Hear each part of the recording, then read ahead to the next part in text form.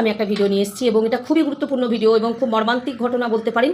এবং এই বিষয়ে কিন্তু মানে লজ্জানিয়োগ এবং ঘৃণ্যনিয়োগ একটা ঘটনা, যেটা বারুইপুরে ঘটে গেছে। একটা 12 বছরের মেয়েকে ওই নৃশংসভাবে তারা মেরেছে এবং গণধর্ষণ করেছে। এটা মানে কি লজ্জা, সমাজের লজ্জা, পৃথিবীর লজ্জা, যাই বলবেন না কেন, যে আমাদের বাড়িতেও কিন্তু ওইরকম ফুটফুটে মেয়ে আমাদের বাড়িতেও কিন্তু আছে।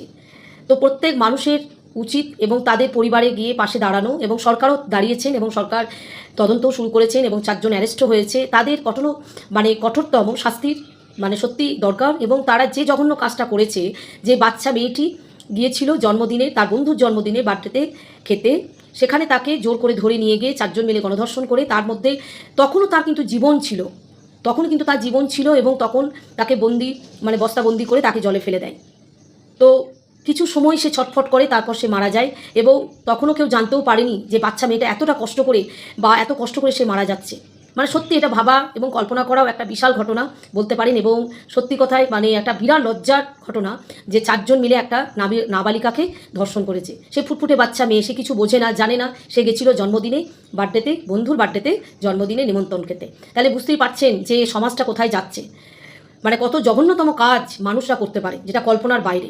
এবং এটা তদন্ত করছে এবং তদন্ত চলছে বলতে পারেন। এবং সরকারও এটা মাথা নেড়ে নাড়া গেছে, যে বা মাথা ঘামাচ্ছেন যে সত্যি এটা কিন্তু খুবই জঘন্যতম কাজ এবং এটা খুবই ক্রাইম বলতে পারেন, অপরাধমূলক কাজ, যেটা ঘটনা ঘটে গেছে। এবং তাদের পরিবারে প্রত্যেকেরই উচিত তাদের পরিবারে বা তাদের পাশে থাকা। সরকার কিন্তু তাদের পাশে দাঁড়িয়েছেন এবং এর শাস্তি দেওয়ার সরকার বলেছেন যতটা সম্ভব যা করার আমরা কিন্তু করব। এবং কি বলবো, এটা বলতেও আমার খারাপ লাগছে যে ওইটুকুনি বাচ্চা মেয়ে, বেচারি এখনও লেখাপড়া শেষ হয়নি, বেচারি কিছুই জানে না। সে নাবালিকাকে তারা 4 জন মিলে গণধর্ষণ করেছে। তো এবং তার তখন জীবনটা ছিল, সে তখন বেঁচে ছিল, তখন তাকে বস্তাবন্দি করে তাকে কিন্তু ফেলে দেওয়া হয়।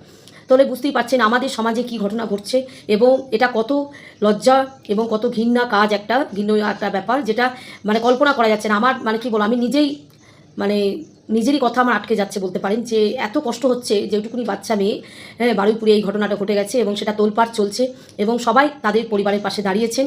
আমি সকলকেই জানাই আমার তরফ থেকে যে সত্যি মানুষ তারা তাদের পরিবারে দাঁড়িয়েছে, থ্যাঙ্কস। এবং সরকারকেও জানাই অসংখ্য ধন্যবাদ যে সরকার এটা নিয়ে বিরাটভাবে তদন্ত শুরু করেছেন এবং তাদের পরিবারে সরকার দাঁড়িয়েছেন।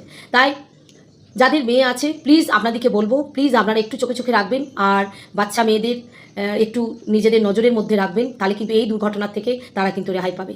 আজকে এইটুকুই, বেশি আর কিছু বলতে পারছি না। টাটা।